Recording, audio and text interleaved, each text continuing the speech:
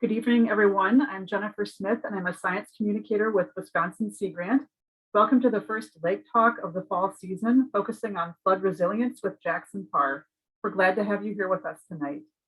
Many of you are familiar with Sea Grant already, but in case you're not, we're based at UW-Madison, and we also have field offices in various points around the state, including Green Bay, Manitowoc, Milwaukee, and Superior, and we're part of a national network of 34 Sea Grant programs. Before we really get started, I want to go over a few details. This event is 1 hour, which includes time for your questions. You can ask your questions through the chat box at the bottom of the screen, and feel free to put those questions in there as you think of them during the presentation. And then when Jackson is done, we'll just jump right in with your questions. Also, this event is being recorded in case you want to watch it again later or share it with someone else. In the near future, we'll add it to the YouTube channel for Wisconsin Sea Grant. And now a few words about our speaker, Jackson Parr. He's got a really interesting background that draws from different disciplines and interests. His bachelor's degree at the University of Iowa was in English and journalism. He then went on to get 2 master's degrees from UW-Madison. One is in public affairs and the other is in water resources management. Currently, he is the J. Philip Keillor Flood Resilience Wisconsin Sea Grant Fellow, which is a 1-year commitment that began back in April. And this fellowship comes from a partnership between Sea Grant and the Climate and Health Program at the Wisconsin Department of Health Services. He previously worked as a journalist in Door County, so he brings that background as well. And he lives in Fish Creek in Door County.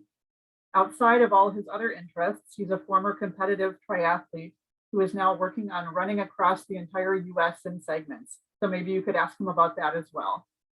I know he's eager to take your questions when we get to that point.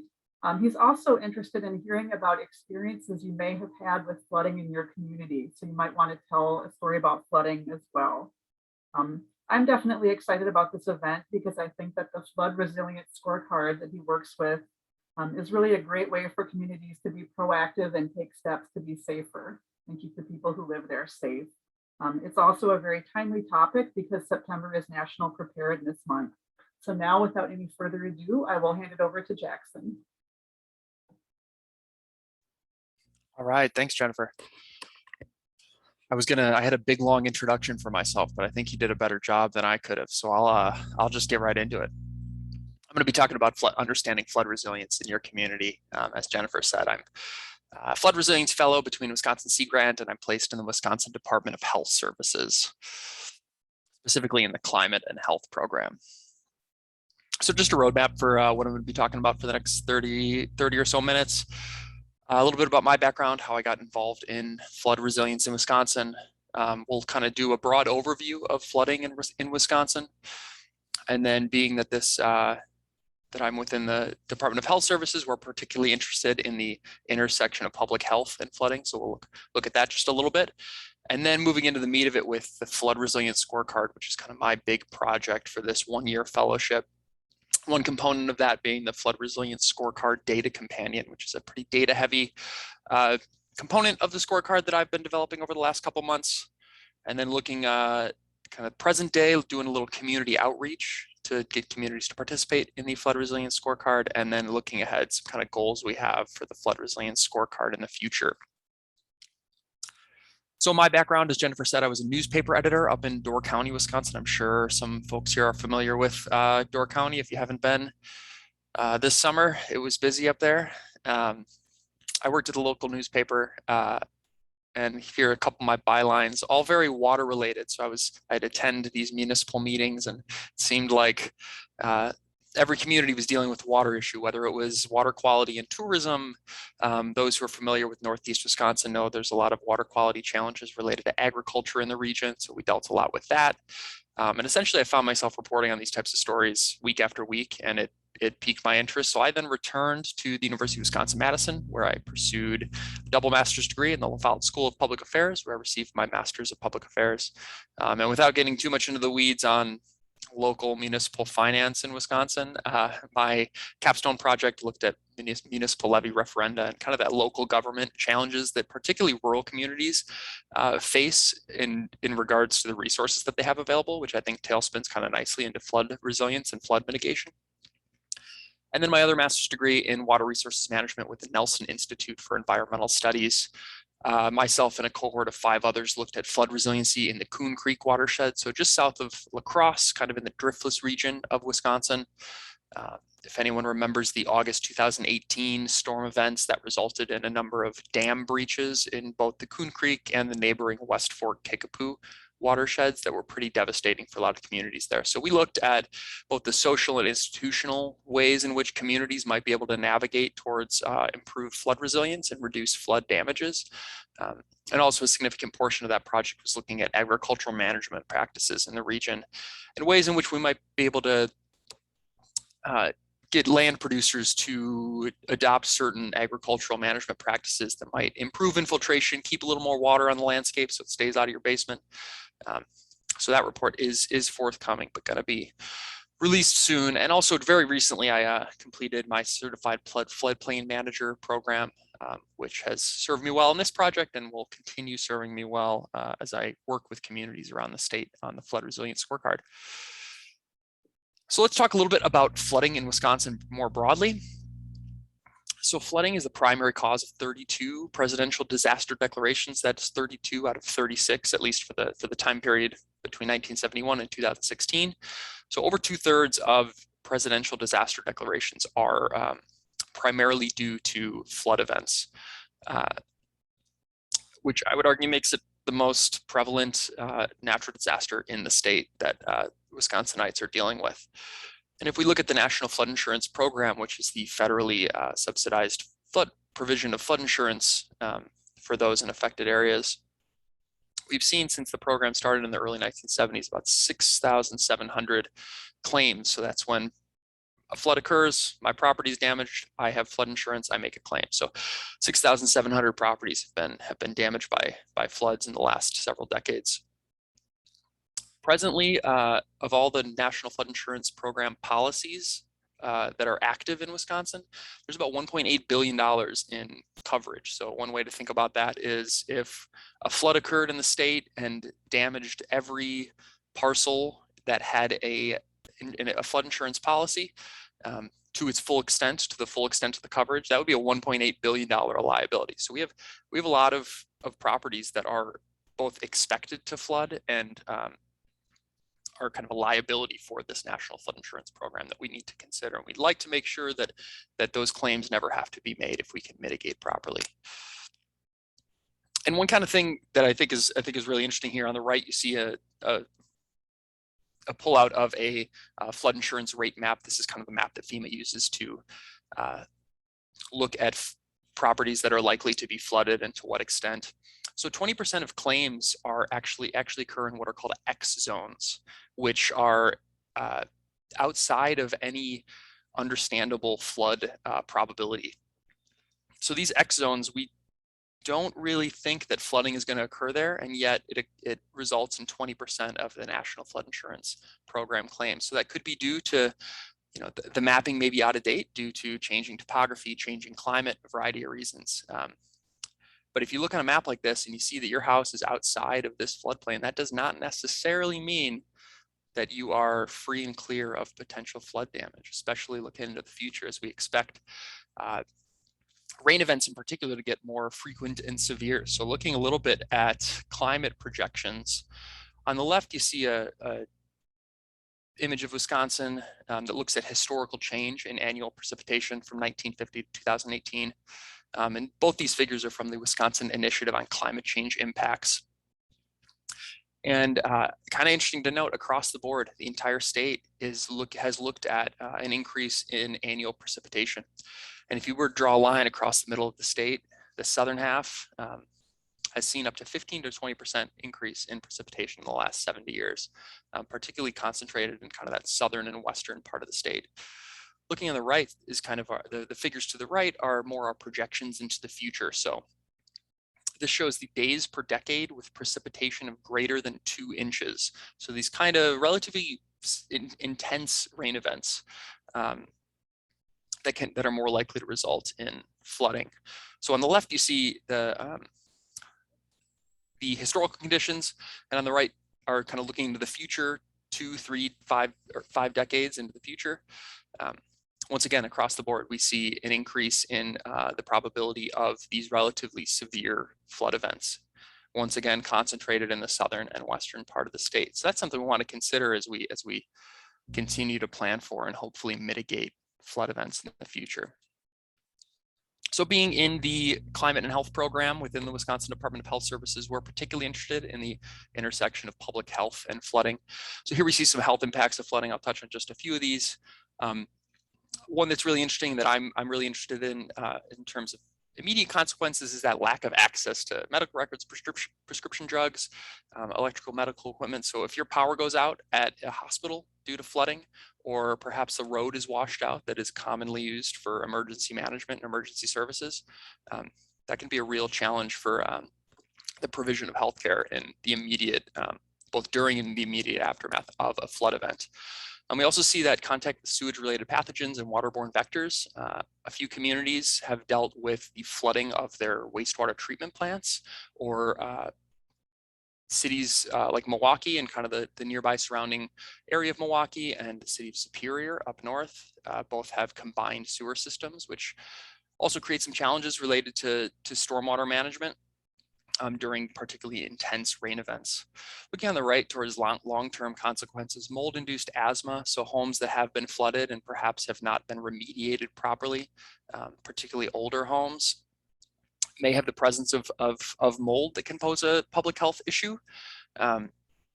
Spread of communicable diseases in shelters. So we saw this as a significant issue in the last 18 months or so with the COVID pandemic and hurricanes in places like Louisiana and Florida, with shelters. Trying to manage both of those crises simultaneously is really challenging.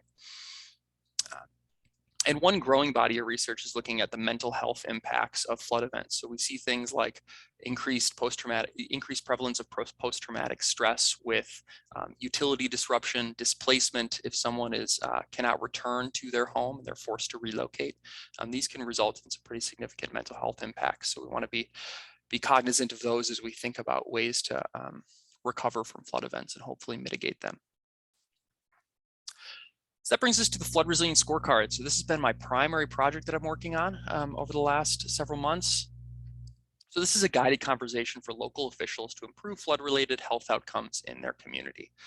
So essentially, this is a series of questions, about 120 questions that local officials, planners, residents, public works work through, and given their responses, they're sometimes provided with recommendations to improve their flood resilience based on their responses to some of these questions. So there's three modules, three kind of separate categories that we look at. We want to take this interdisciplinary approach. We understand that flooding is not just environmental, it's not just institutional, it's not just social.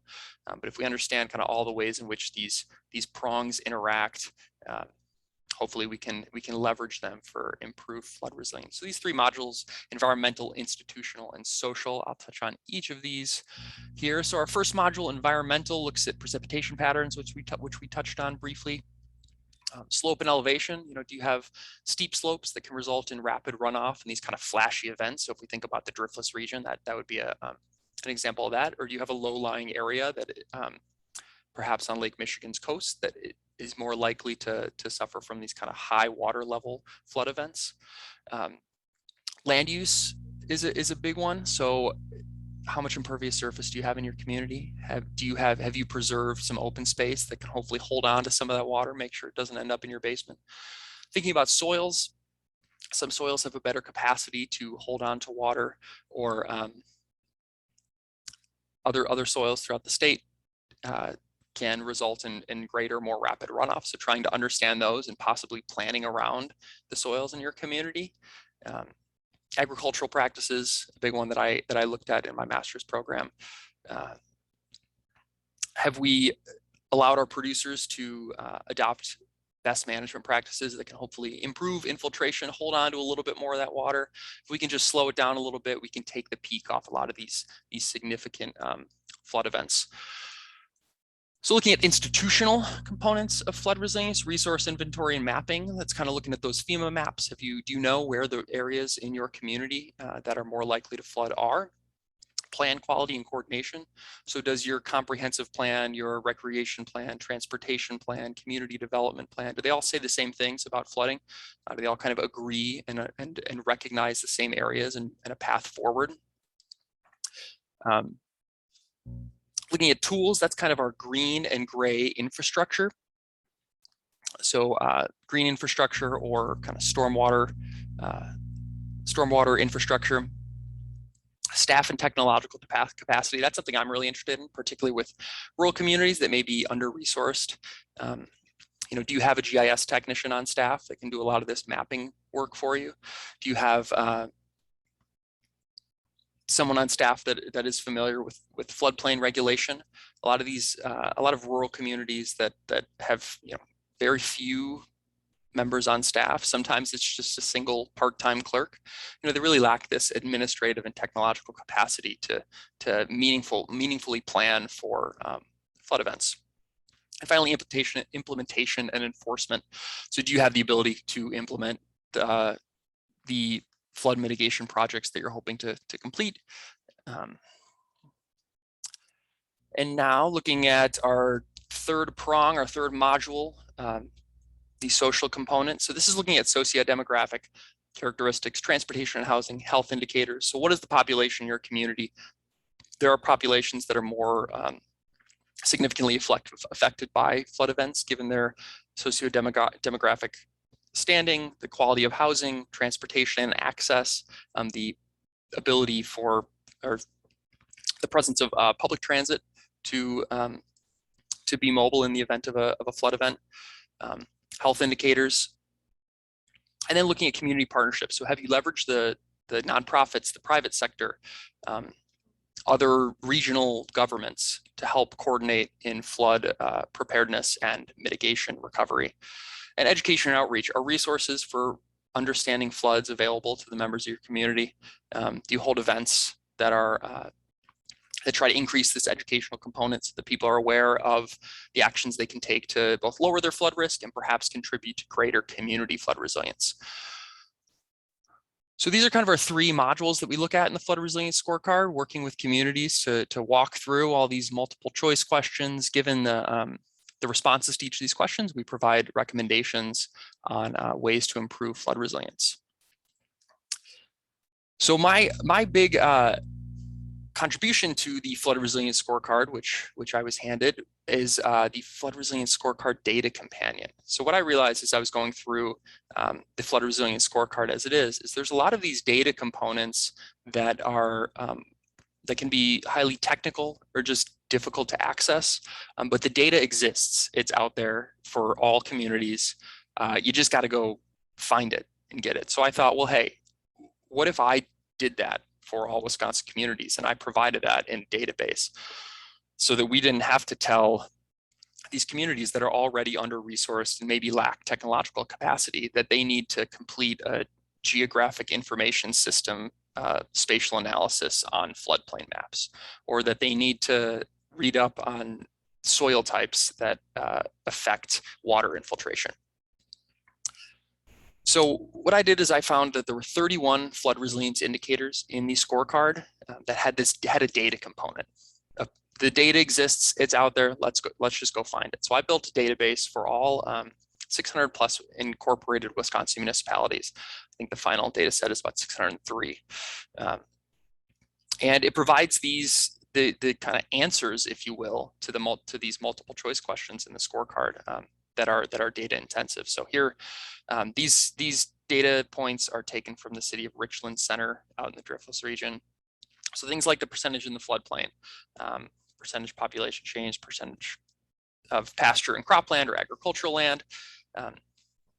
And really the goal here was to reduce the administrative and technical burden on communities to complete the Flood Resilience Scorecard. We want communities to participate. If there's something that we can do to lower the bar, lower the amount of resources it takes to participate, let's do that. We also had kind of there's kind of another co-benefit of doing this, is in that we can look at a lot of these data metrics across the entire state for all of these communities and maybe start to see some trends. So we're going to go through a few scatter plots here that are based off of this data set, this data companion. And I'll explain these. So this first one, these first couple are a little bit intuitive. So we think about, this is population versus NFIP policies. So the number of flood insurance policies in a community. And we see this nice upward trend as population increases, the number of National Flood Insurance Program policies also increases. We would kind of expect that. If there's more people in a community, it's likely there's more homes and buildings in the community. And it's similarly likely that those homes would have flood insurance policies at a greater rate. Again, kind of an intuitive one, National Flood Insurance policies versus coverage amount. The more policies you have, the more coverage, the more dollars are covered in your community. Again, we kind of see this nice, pretty almost one-for-one upward trend that we love to see in correlations. Just a quick note: these two figures that I just showed don't include some of the outliers, the larger cities, Milwaukee, Madison, Green Bay, Fond du Lac, La Crosse, but the addition of those doesn't really change this relationship very much. So now let's talk a little bit more about some more nuanced components of the data companion. So this shows percent of the community that is in the floodplain versus the NFIP policies per person. So we're kind of correcting for that population component. And again, a little bit less strong of a relationship, but we do see this kind of upward trend as the percentage of land within a community that is in the floodplain increases. The number of National Flood Insurance policies per person also increases. Again, a little bit intuitive. If there's more land in your community that is in the floodplain, it's more likely that you're going to have parcels that have flood insurance, because it's more likely that they're going to be within the floodplain.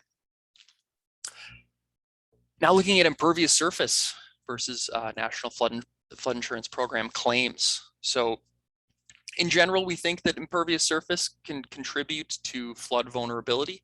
You know, raindrop falls in a parking lot, it's more likely to quickly run off and into a stormwater system or a nearby water body. Whereas if it falls on a tree or a patch of grass, it'll kind of slowly infiltrate and it'll kind of slow that water runoff down. But we do see this kind of weaker relationship, you know, almost a flat line between impervious surface and National Flood Insurance Program claims. We see some interesting outliers. So Gaze Mills out in the Driftless, you know, pretty rural area, lots of greenery in the community, but a significant number of claims. That's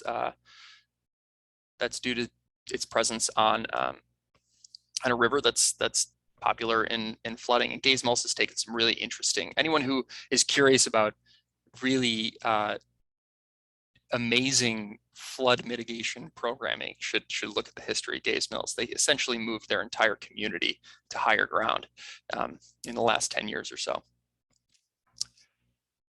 So now we're going to look at a little bit of our social vulnerability. So these data are taken from the CDC's Social Vulnerability Index. On the left, we see socioeconomic vulnerability versus the number of flood insurance policies per person. Again, we see this kind of upward trend as communities experience greater socioeconomic vulnerability. They have a few more National Flood Insurance Program policies per person. That could suggest that our existing populations that are more socioeconomically vulnerable are also more vulnerable to flooding. There's a lot of research that suggests that is true, that the communities that are lower income or for a variety of reasons have socioeconomic vulnerability are more likely to experience flooding. They're disproportionately more likely to experience flooding. On the right, we see household vulnerability versus National Flood Insurance policies per person.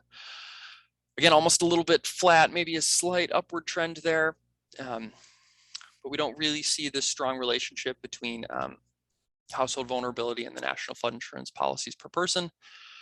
Keeping with our CDC Social Vulnerability Index data, on the left, we see this minority vulnerability versus National Flood Insurance policies per person. And interestingly, you see a little bit downward trend there.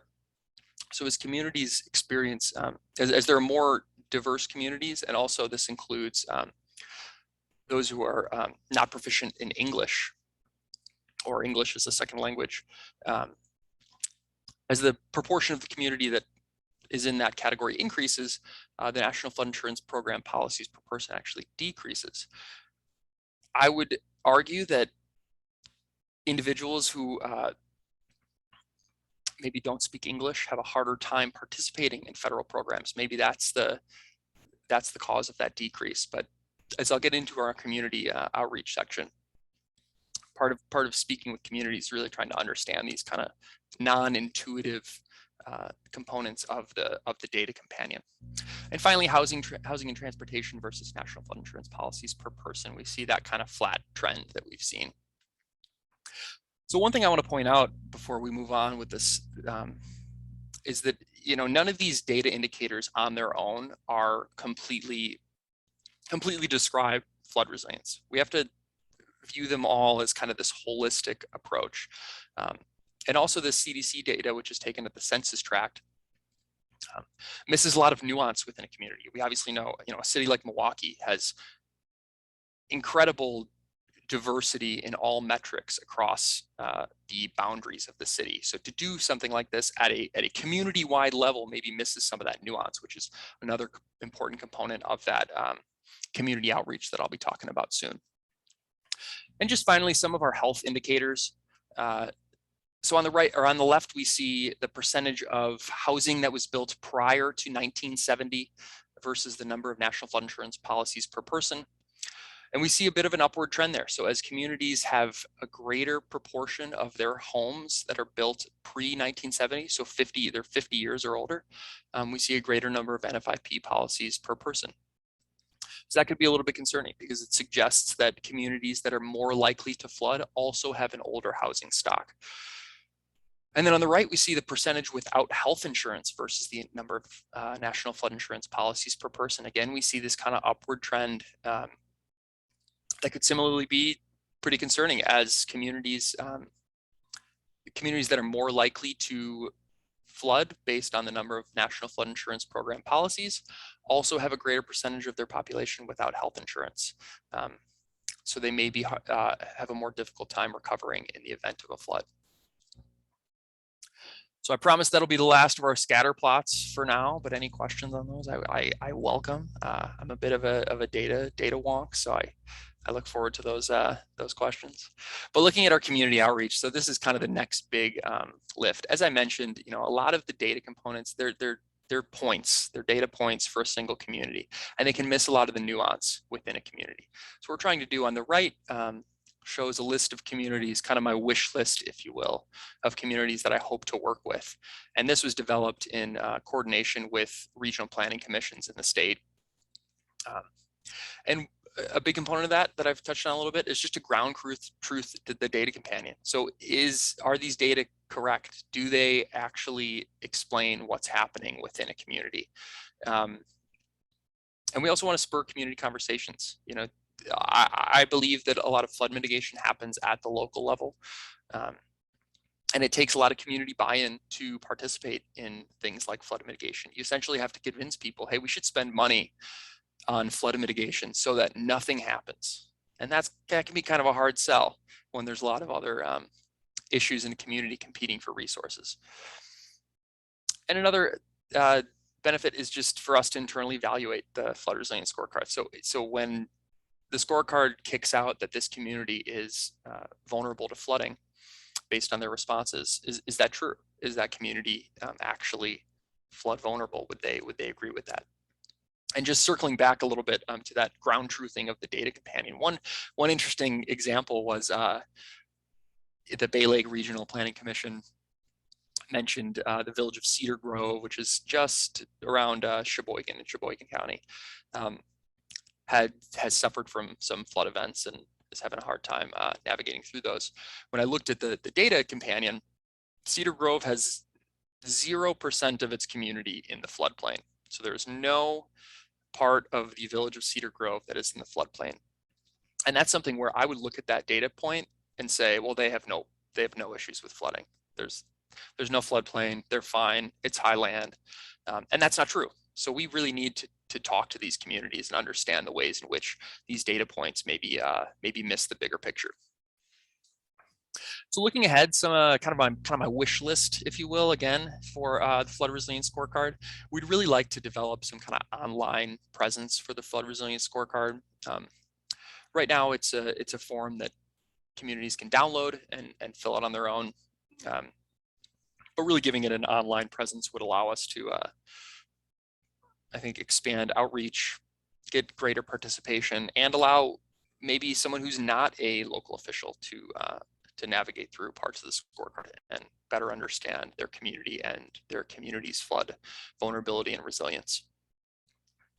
We'd also like to look at funding for recommended activities. So limited resources, and we would love to fund every flood mitigation project in the state. But that's a challenge given limited resources. So identifying funding sources, we're hoping to possibly be able to capture some grant funds to provide those, provide funding for mitigation activities within the climate and health program.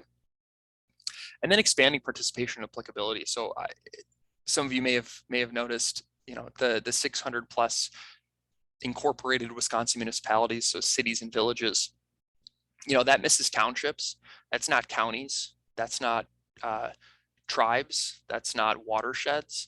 So there are, that limitation is something I'd like to address looking forward, and being able to adapt the Flood Resilience Scorecard to work for different jurisdictions, particularly the watershed. I think there's a growing movement to look at watershed planning or planning at a watershed scale with flood mitigation. You know, anyone downstream of anywhere is worried about what's happening upstream. The work I did in the Coon Creek watershed, you know, the village of Coon Valley, was almost completely dependent on what happened upstream. The dams that breached upstream that were maintained by not only a separate municipality but a separate county significantly affects the flood events that occur in that community. So thinking about these other jurisdictions is a direction I'd like to go in. So now I would like to open it up to questions. And I know Jennifer mentioned this, but I'd love to hear if anyone doesn't have a question, but just has an experience that they'd like to share.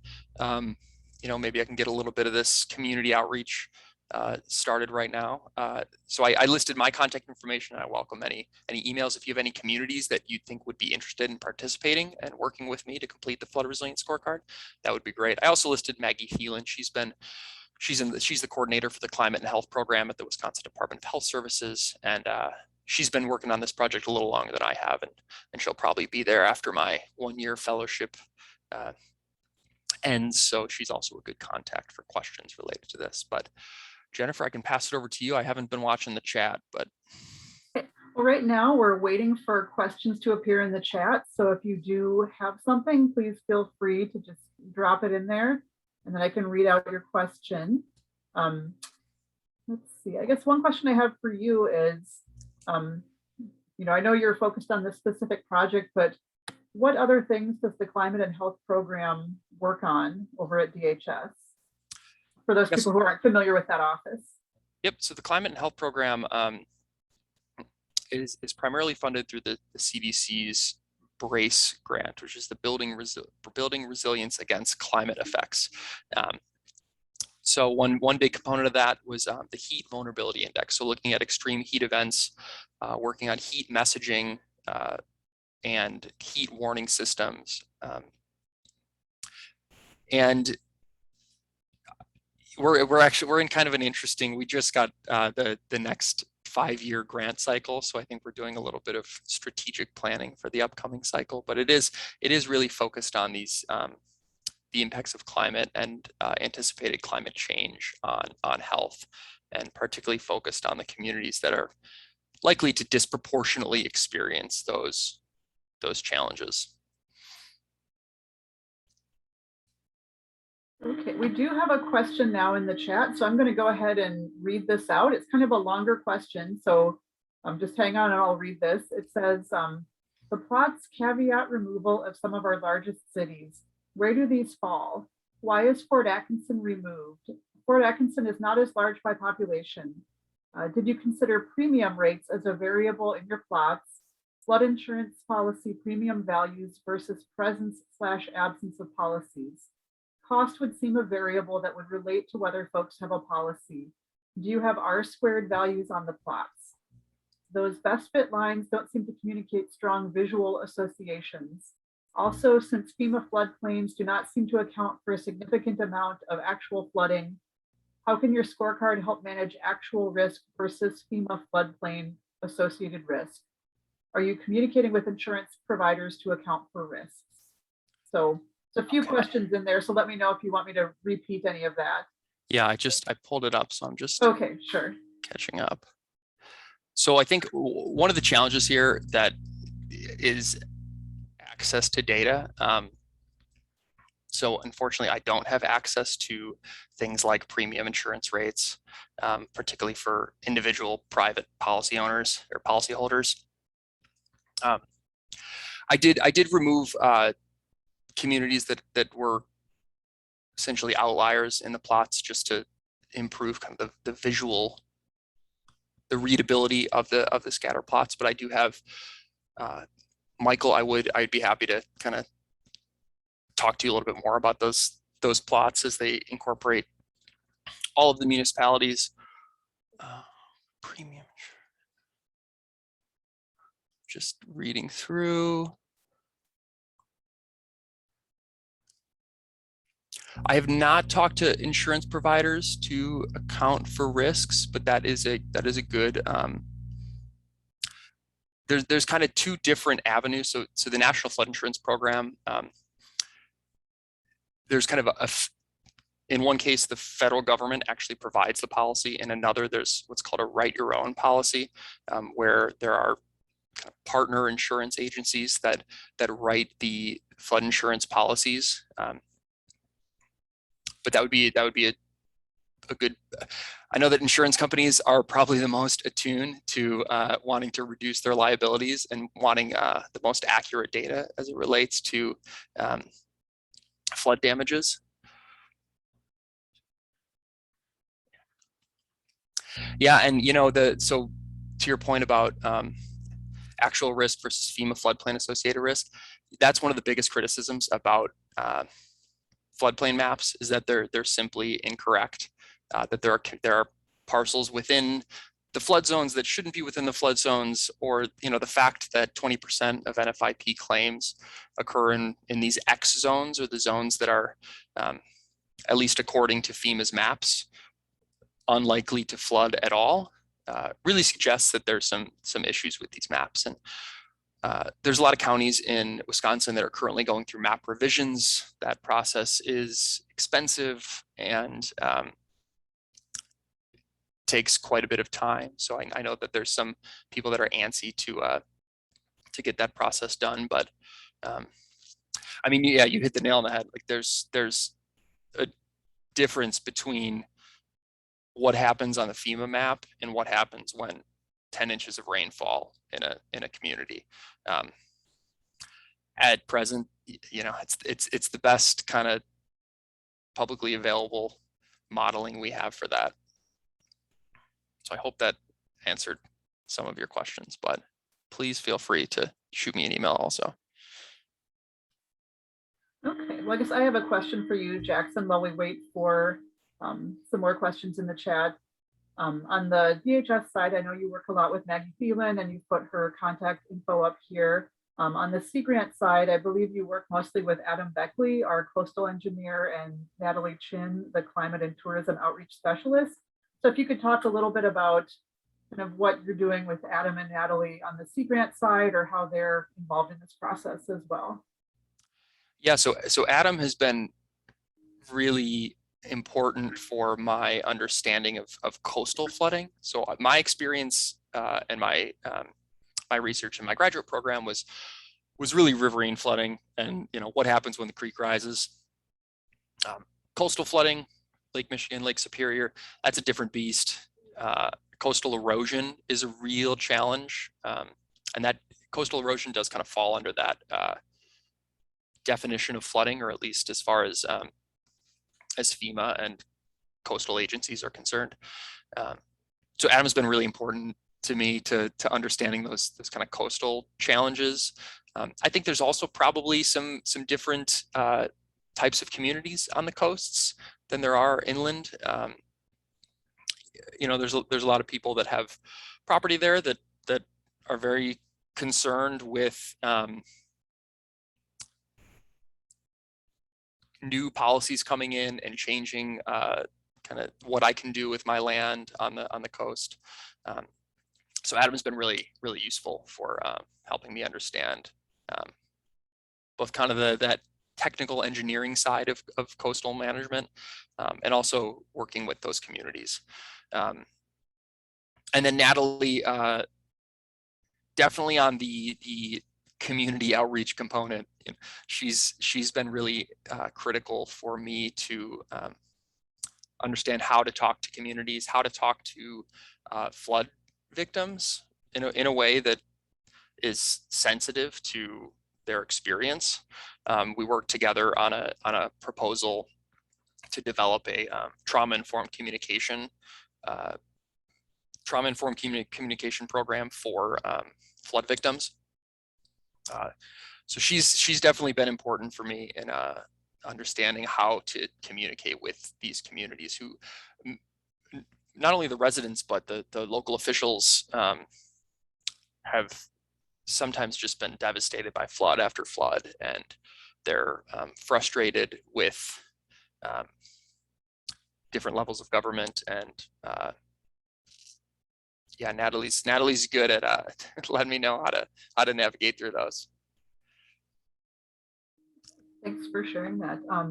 I see that Michael has put something in the chat that people might want to take a look at. It's some maps that apparently realtors are using these days. Yeah, So the flood can... factor maps are really they're another good data point for that. It's a little harder to access the actual underlying data that they use, but if you're looking at it like a single parcel or a single community, they can be really useful. Okay, and then we have another question. What have you learned about how to best communicate with different communities? Yeah, so that community outreach component is something I'm kind of just getting started in. We in the last 2 or 3 weeks, I've wrapped up that data companion piece, and now we're really getting into the community outreach. So I haven't worked with any communities yet, but I have the city of Sheboygan, Manitowoc, and New London on the books for the next week or two. But I will just say, and I kind of touched on this with the grant proposal that I outlined with that I worked on with Natalie Chin. A lot of these individuals who have experienced flood events, it can be a very traumatic event. I talked a little bit about the mental health impacts of flooding, and so understanding that not only does an individual potentially have some trauma related to the flood event, it's also often their home. And so when you go in and talk about things like, we just need to demolish these houses and get them out of the floodplain, or relocate, or you shouldn't live there. There are things that you have to be sensitive to the fact that people have built their lives in this location. And there's a lot of kind of community fabric in my work in the Coon Creek watershed. One of the most incredible things was the way in which the community coalesced around flooding, and it was almost part of the identity of the community. And so understanding that people have a very interesting relationship to flooding, and also the fact that they often have a strong sense of place, and just being sensitive to that. So very good points. I see in the chat that somebody had mentioned they came in a little late, wondering if they could download the scorecard, and somebody has already responded to them. Looks like it's actually available on our Sea Grant website. I will just kind of read out the path a little bit for anybody who's watching this recorded later. If you go to seagrant.wisc.edu or .wisc.edu, look under the Our Work area, then Focus Areas, then Coastal Communities, and you should be able to find the Flood Resilience Scorecard there.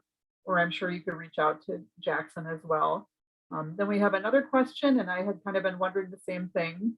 Given that your undergraduate background was in journalism and English, and you have these kind of different strands of interests, how does that fit into this work? Because it seems like, you are very practiced in talking to different kinds of people about different issues, and then, even in just some of your running. So I was thinking back to when we talked a couple months ago, running across the country, going into small communities that you might not have thought of otherwise, just encountering various people. I imagine there's kind of a knack there with being able to, just talk to different people, see what their stories and concerns are. So if you could talk a little bit about how this journalism and other background feeds into what you're doing now. Yeah, I think one of the big things is just sitting and listening, which is what I did when I sat in municipal meetings as a reporter, and just being a fly on the wall as these local boards muddle through really complex and highly technical challenges, water related or not. And oftentimes, in communities in Door County where I was doing my work as a news editor, they're communities of 200 people, and everyone on the board grew up there, and they're not scientists, they're not experts in all the fields in which they're needing to engage in and make really critical decisions on. So really just watching that process, and then as I go into communities and talk to them and work with them with the scorecard, just holding space for that and knowing that many of these people care deeply about the community, otherwise they wouldn't be either working in the public sector in this community or participating in the volunteer boards. And yeah, I'm really interested in the administrative and technical capacity of communities. And one of my big goals with the Data Companion in particular was to provide something to communities that they would otherwise have a rather difficult time accessing themselves. And so, yeah, I think, I'm really excited to go back into communities and talk with local officials. I miss my newspaper days. Also from just a communication standpoint, being able to get a point across in 200 words is useful, I think, no matter what the field or what you're doing. But yeah, I will say that the tangent was really just I really didn't have a great interest in water resources when I arrived at the news office in Door County. But it was just all that we could report on. There was always a water story going on, and it just, week after week, it just became more fascinating to me that there's this resource that people know very little about that is absolutely essential. And that's really what drove me back to my studies. So. Good. Let's see, I'm not seeing other questions in the chat right now. Maybe I'll ask you, you're about 5 or so months into your fellowship, I believe. So do you have kind of a strategy for how you want to use the rest of your time? You've got sort of a limited amount of runway to work with since it is a 1-year commitment. So I'm assuming you probably have your time blocked out for how you're going to spend the remaining months. Yeah, so the next month or so will really be a lot of that public outreach and working with communities to complete the scorecard. I would be interested in going back and looking at a different jurisdiction. So I talked in doing the scorecard for that, or adapting it for. I would love to do watersheds if we could modify the scorecard to be relevant to watersheds. I would love to do that. The cities and villages that we've kind of tailored it toward is great. One of the challenges with watersheds is that watershed boundaries don't line up very well with any other boundary. And so when you're thinking about zoning codes or stormwater systems, they're often contained within these municipal jurisdictions. But that's definitely something I'm interested in doing over the next couple of months, is trying to figure out a way that we can make this kind of a watershed planning tool. We've got another question. I'll just read it out loud so everybody can hear this question. Can you describe the ideal outcome from a public official completing a scorecard? How would or could it impact governance? Is this a tool for the municipalities or for the state ultimately? Yeah, so I think the ideal outcome from the perspective of a public official, honestly, I would say they would understand their flood resilience and then what they need to do to improve flood resilience. Also, it would provide funding resources is kind of the goal. And that's, I think, what most local officials are interested in, finding the resources to get some of this work done. As far as impacting governance, I may be interpreting your question as being related to what policies could local communities adopt. I think zoning is a big one. Open land, preservation of open space. Making the cost of developing the floodplain pretty high to discourage that. And then being a tool for municipalities or for the state. As it is now, it's definitely tailored towards local communities. And frankly, there are a lot of communities that don't experience significant flood events, and they probably would be better served spending their limited resources addressing other challenges within their community. At the state level, I think there's a lot of really good work going on in Wisconsin emergency management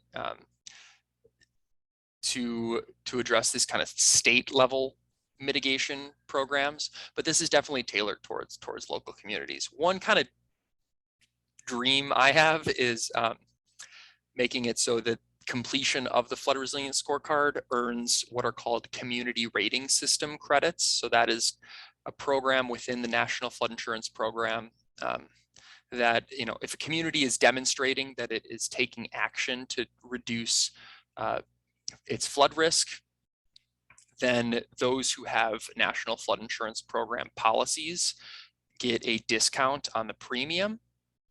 And so it's essentially a way for FEMA, the National Flood Insurance Program, to incentivize communities to adopt policies, infrastructure that lowers flood risk, with the carrot being your residents will have lower insurance premiums. Completion of, some of the ways to order community rating system credits are, planning or holding public meetings around flood mapping and education components. So I could reasonably see that completion of the Flood Resilience Scorecard could kind of serve to satisfy some of those community rating system credits. And that would result in a lower cost for flood insurance premiums. And it would also reduce flood risk for residents within that community, ideally. So that would be kind of my goal. Whether I can single-handedly tip the scales of what FEMA wants to include in its program is to be seen in the next couple months, but that would be great. Okay, well, one question I have, just thinking back to earlier in the presentation, I thought it was interesting to me and kind of surprising how many places had flooding, but that were not in a floodplain, places that you would think would be pretty safe. I think you had mentioned specifically, Cedar Grove. And so that just got me thinking, like, how much should all of us out here be concerned about flooding, even if we think we're in an area that's quote unquote safe? Like, is there anything people should do or know? Yeah, I mean, that's an interesting question. I think, the FEMA maps are really built around these 100-year events, which that nomenclature in itself is somewhat misleading. It's really the 1% annual chance. So it's not like if we had 100-year rain today, it's not like we would never get another rain for another 100 years. That's kind of a common misconception. But you do get these events that are kind of above that 1% annual chance, and at that point, the FEMA maps that are tailored towards that 1% annual chance don't necessarily they likely underestimate the amount of damage or the conveyance of floodwaters. In communities that don't have any land in the floodplain, it's kind of an interesting question. I think it could come down to part of the community outreach. I'm really interested in talking to Cedar Grove because I would never have thought that they would have issues. But it could be a matter of their construction of their infrastructure.